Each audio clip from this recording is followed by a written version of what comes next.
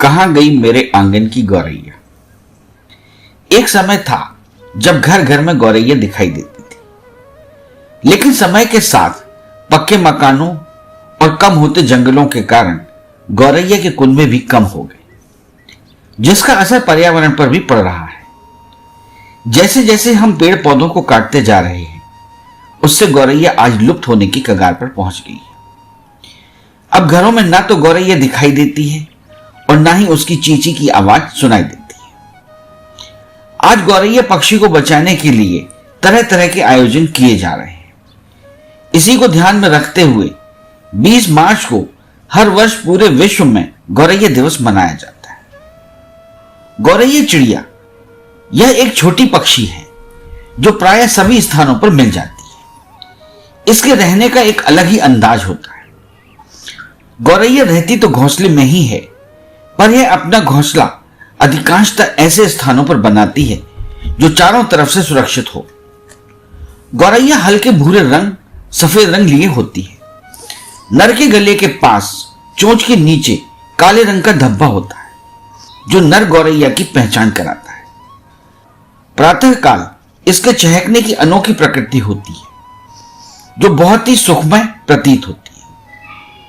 हम घर आंगन में इसकी चूचू की मधुर आवाज को बचपन से सुनते आए।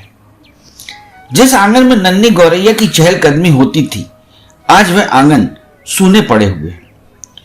दुनिया भर में गौरैया पक्षी के संरक्षण के प्रति लोगों को जागरूक करने के लिए 20 मार्च को विश्व गौरैया दिवस मनाया जाता है। विश्व गौरैया दिवस पहली बार वर्ष 2010 में नेचर फाइबर सोसाइटी के द्वारा मनाया गया था। आधुनिक मकान, बढ़ता प्रदूषण, जीवन शैली में बदलाव के कारण गौरैया लुप्त हो रही है। कभी गौरैया का बसेरा इंसानों के घर में होता था।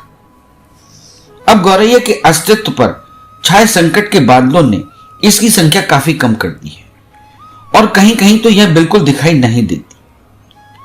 इस संकट की घड़ी में नन्ही गौरैया को अपने आंगन में बुलाने के लिए हम लोगों को मिलकर कई काम करने होंगे।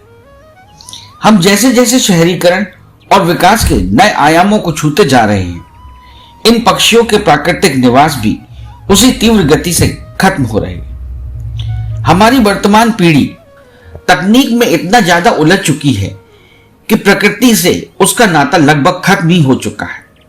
प्रकृति के प्रति हमारे युवाओं की अनदेखी के कारण ही घर पर कलरव करने वाली गौरैया चिड़िया अब हमारे जहन में नहीं रही।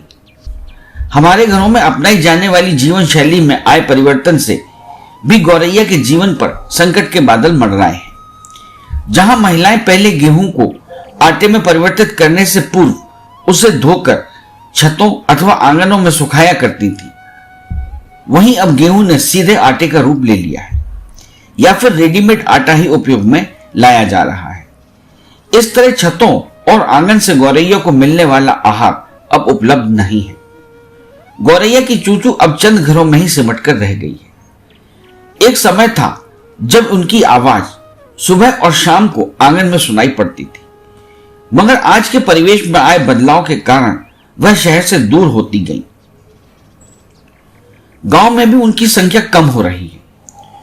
बचपन की सबसे सुखद स्मृतियों में गौरैया जरूर आती है, क्योंकि सबसे पहले बच्चा इसी चिड़िया को पहचानना सीखता था। पड़ोस के लगभग हर घर में इनका घोंसला होता था। आंगन में या छत की मुड़ेर पर वे दाना चुगती थी। बस अड्डों और रेलवे स्टेशनों पर ये झुंड के झुंड खुदकती रहती थी।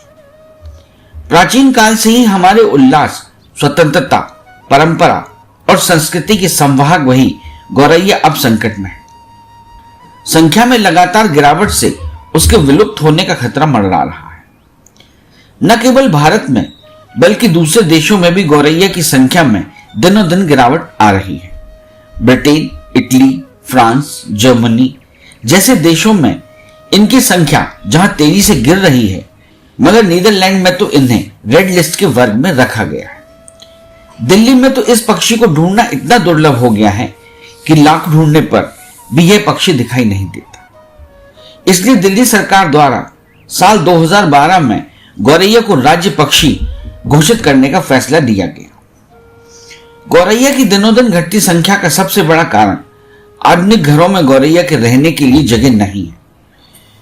घरों की खिड़कियों में कूलर, रोशनदानों में जहां विंडो एसी ने गौरैया के जीवन को और भी खतरे में डाल दिया है।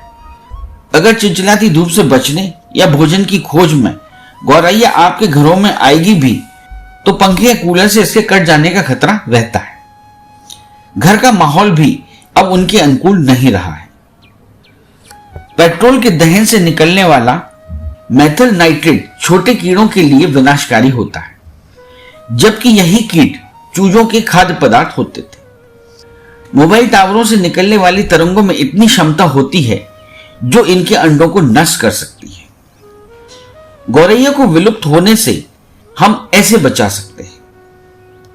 गर्मी के दिनों में अपने घर की छत पर एक बर्तन में पानी भरकर रखें।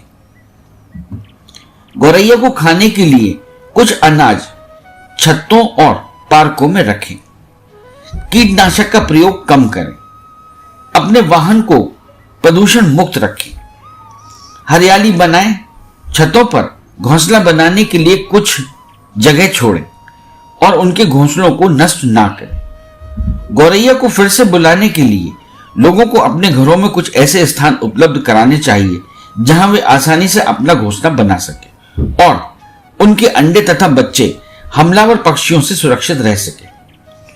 गौरैया शहरों में तो लगभग लुप्त हो चुकी है तथा गांव में भी इनके घरौंदे अपेक्षाकृत कम ही हैं।